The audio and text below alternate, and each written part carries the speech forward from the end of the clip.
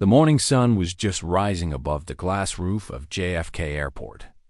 The hall was filled with the sound of rolling suitcases, flight announcements, and travelers talking in many accents. Among the crowd walked a young woman named Aliyah Chambers. She looked calm and happy, holding her passport in one hand and her phone in the other. She wore jeans, white sneakers, and a soft gray hoodie. She looked like any other young traveler. No one would guess that she was the only daughter of Dr. Monique Chambers, one of the richest and most respected women in the world. Aliyah had grown up learning humility from her mother. Even though Monique Chambers owned companies across 3 continents and donated millions to education, she always told her daughter, "Titles don't make you better than others. Kindness does." Because of that, Aliyah never used her last name to get special treatment. She liked blending in, buying her own coffee, and carrying her own bag. That morning, she was flying to London for a Youth Innovation Summit. Her mother had encouraged her to go alone to learn independence. "You'll do great," her mother had said. "Call me when you land." Aliyah joined the VIP security line because her ticket was for business class. She had saved and upgraded it with her own money from an internship at her mother's foundation. She smiled politely at the security officer and handed over her passport. "Good morning," she said softly. The officer barely looked up. He scanned her ID, frowned, and looked again. "This line is for business class only," he said, his voice flat. "Yes, I know," Aliyah replied, keeping her polite tone. "Here's my boarding pass." He scanned it, then looked at her again. "Are you sure this is your ticket?" She blinked, not sure what to say. "Yes, of course. It's in my name." The officer's expression hardened. "Step aside, ma'am. We'll check it." People behind her started whispering. Some rolled their eyes, thinking she was holding up the line. Aliyah moved aside, clutching her bag tighter.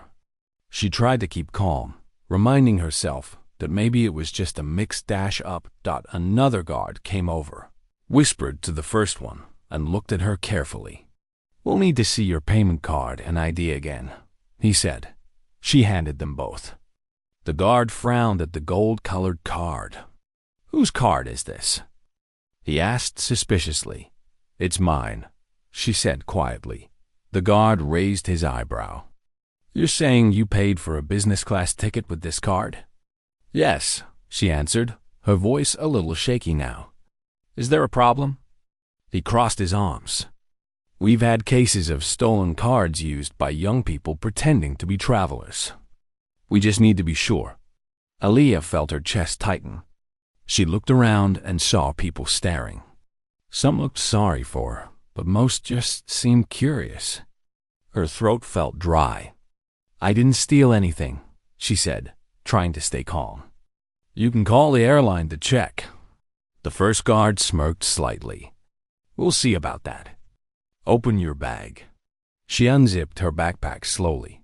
Inside were her laptop, some books, and a small photo of her and her mom smiling at a charity event. One of the guards picked up the photo. "Who's this?" he asked. "My mother," Aliyah said softly. "Uh-huh." The guard placed the photo back, clearly not believing her. Her heart pounded faster. She had never been treated like this before. She had faced people who wanted to impress her because of her family name, but never anyone who looked at her like she didn't belong. The guard asked her to follow him to a small waiting area near the side of the security zone. "We'll need to make a few calls," he said. She sat down on a cold metal chair. A little boy with his mother nearby looked at her and whispered, "Mom, why are they stopping her?" The woman gently hushed him. Aliyah tried not to cry. She looked down at her phone, thinking about what her mother had said before she left. "Stay calm, stay kind."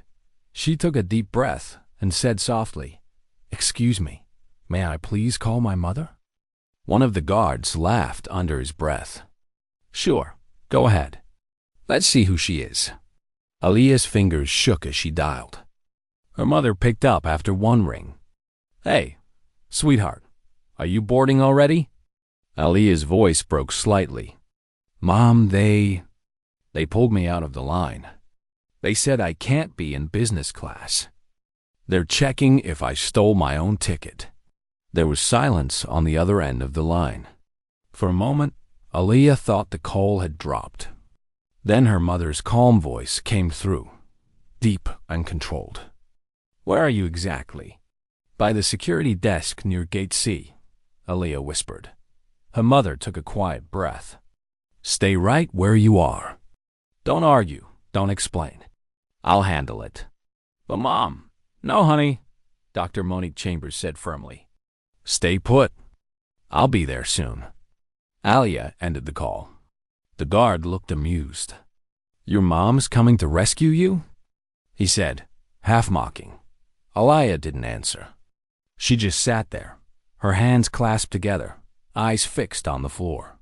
She tried to imagine her mother walking through the airport, calm and confident as always. She had seen her handle business crises and government meetings with ease, but never anything like this. Minutes passed slowly. The guards chatted with each other, glancing her way now and then. One of them picked up his walkie-talkie and said, "We might have a situation with a fake card." "Waiting for confirmation." The words cut through Aaliyah's heart. She wanted to shout that it wasn't fake, that she had done nothing wrong. But she remembered her mother's voice, "Stay calm." So she stayed silent.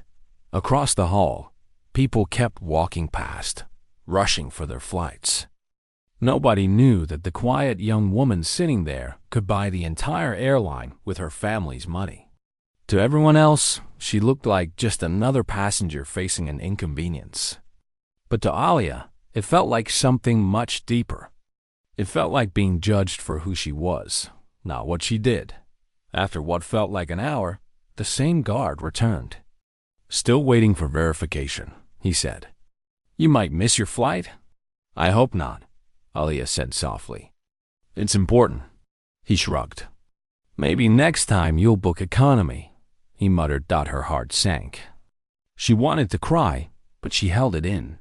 She thought about her mother again, about how hard she had worked to build her company from nothing. Her mother had started as a small-town engineer who faced doors closed in her face simply because she was a woman of color. Yet she never gave up. She built a company that now partnered with airlines, airports, and international charities. And now her daughter was being treated like a criminal in one of the very airports. Her company helped modernize. Aaliyah checked her phone again. Her mother hadn't texted, but that wasn't unusual. When Monique Chambers said she would handle something, she meant it. Still, every minute felt longer than the last. She looked at the exit and wondered if her mother was already nearby. She noticed how the security officers had started acting slightly nervous. They were whispering, checking their radios more often, glancing toward the main entrance. Something was changing. Aaliyah didn't know it yet. But her mother had just landed her private jet on a nearby runway. Dr. Monique Chambers wasn't the type to shout or make scenes, but she never ignored injustice, especially against her daughter. Aaliyah kept her head high even as more officers gathered around. She didn't yell or demand anything. She simply waited, calm and still, exactly as her mother had asked stop by now. The first guard who had mocked her was beginning to look uneasy. A manager had called him to the side and whispered something urgently. His face went pale. He looked over at Aaliyah again, then quickly turned away. A voice came from the hallway firm, steady and full of quiet authority.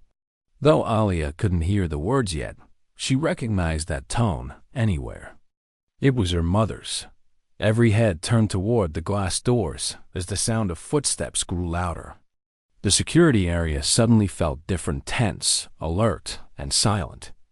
Aaliyah stood slowly, her hands still trembling, but a small spark of relief filled her heart. She knew that once her mother arrived, everything would change.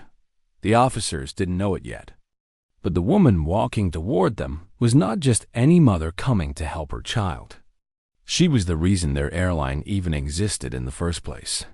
Aliyah took one more deep breath and whispered to herself, "Mom's here." The story that would soon shake the entire airport had just begun. When Dr. Monique Chambers entered the airport terminal, every step she took carried calm power. She didn't walk fast, but everyone moved out of her way. Her assistant trailed behind, holding her briefcase, but Monique's eyes were fixed straight ahead. She had come from a private runway only 10 minutes away.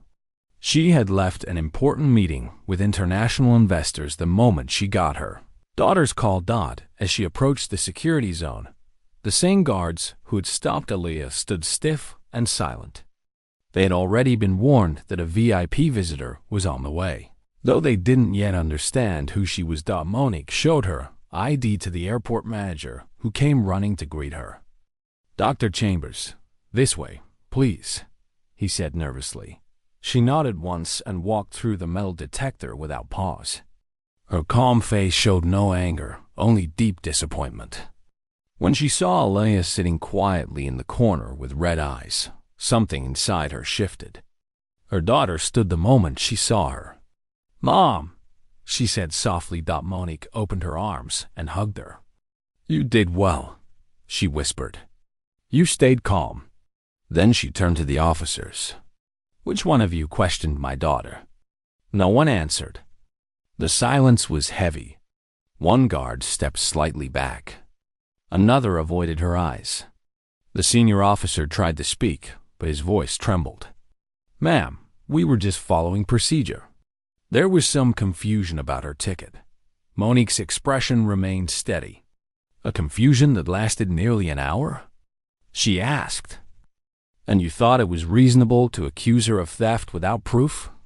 The officer swallowed hard. "It's not like that, ma'am. We just had to make sure." "You made sure by humiliating her in public," Monique said, her tone calm but cold. "You made her sit here while travelers stared. You told her to open her bag. You made her explain herself again and again. Tell me something. If she looked different, would you have done the same?" The officer's face turned red. He opened his mouth, but no words came out. Monique didn't raise her voice. She didn't need to. Everyone in the area could feel the weight of her words. She reached into her bag, pulled out her phone, and tapped the screen a few times. Within seconds, a man on the other end answered. "Yes, Dr. Chambers?" Her voice was calm. "I'm at JFK. My daughter was pulled out of line by airline security. She was accused of using a fake card for a business class ticket. Find the CEO of Horizon Air and let him know our partnership ends today. Cancel the pending $5 billion project. Redirect the funding to Aurora Transglobal instead. I'll send a written confirmation in 10 minutes. The man replied quickly, "Understood, Dr. Chambers. I'll start the process immediately." The officer's eyes widened. "Ma'am, please let's talk about this. Maybe we can fix." Monique looked at him.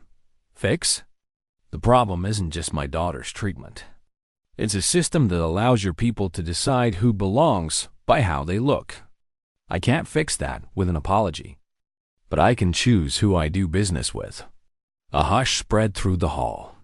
People nearby had begun recording quietly with their phones. The airport manager looked panicked.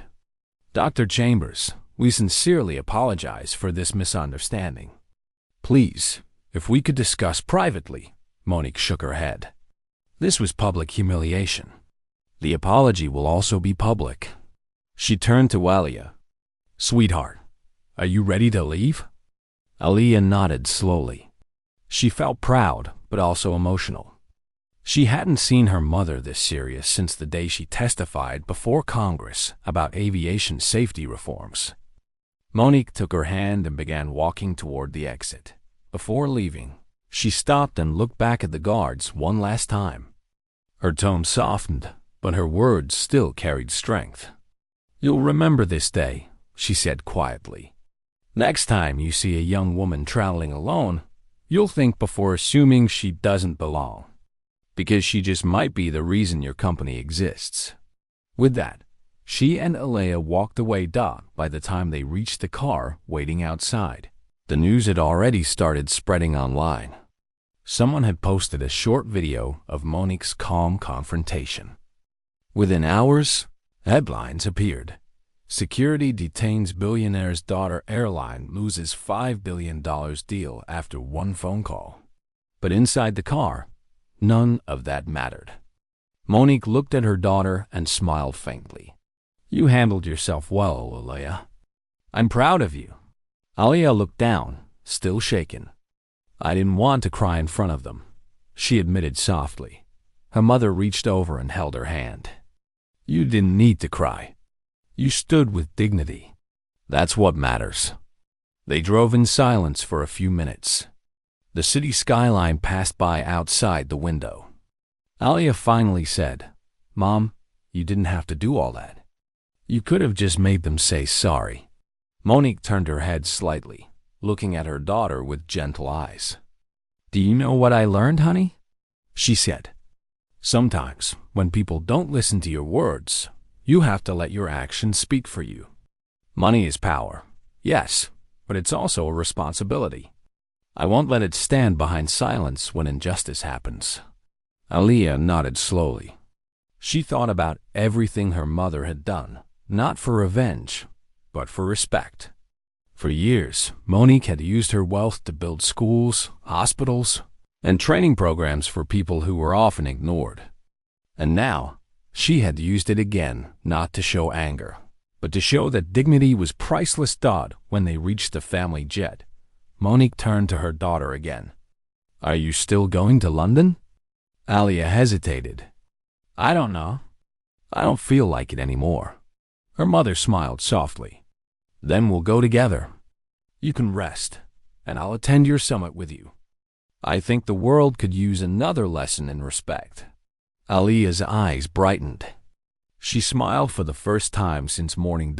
As the jet took off, the city lights faded below them. Alea leaned her head on her mother's shoulder. Mom, she said, thank you for standing up for me. Monique wrapped an arm around her and whispered, Always, my dear. You don't need to fight every battle, but you should never let anyone make you feel small. Alea closed her eyes and smiled. You didn't just protect me today, she said softly. You taught me how to protect myself. Her mother kissed her forehead. That's all I ever wanted. Meanwhile, back at JFK Airport, things were changing fast. The airline's headquarters had received the cancellation notice from Dr. Chambers' office. Within an hour, senior officials were calling emergency meetings, trying to undo the damage. But it was too late. News channels were already reporting that one of the biggest tech partnerships in the aviation world had been terminated over a discrimination incident. The guards involved were suspended pending investigation. The airport issued a formal apology on live television, admitting the mistake and promising new training for staff. But what truly captured people's hearts was the short clip that spread across social medias the moment Monique hugged her daughter, before calmly confronting the officers. The caption read, Strength doesn't always shout. Sometimes it just stands tall. Alea watched the video later that evening. She didn't repost it or comment. She simply smiled. She knew the world would see her mother as powerful and unshakable. But to her, she was just Mom, the woman who cooked her breakfast, fixed her homework, and told her stories about never losing hope. As the plane crossed the ocean, Alea looked out the window and saw the clouds glowing gold in the sunset. Mom, she said quietly, someday I want to be like you. Monique looked at her daughter lovingly. You already are, she said. You just don't see it yet. The two sat in silence, holding hands, while the world below talked about money, power, and news headlines. But for them, this moment wasn't about any of that. It was about love, respect, and a mother's promise to always stand by her child, When the jet landed in London, Aliyah felt different, stronger, calmer, wiser. She walked out of the plane with her mother beside her, not as a frightened girl who had been stopped at an airport, but as a young woman who now understood what dignity truly meant. She looked up at the sky and whispered, "Thank you, Mom."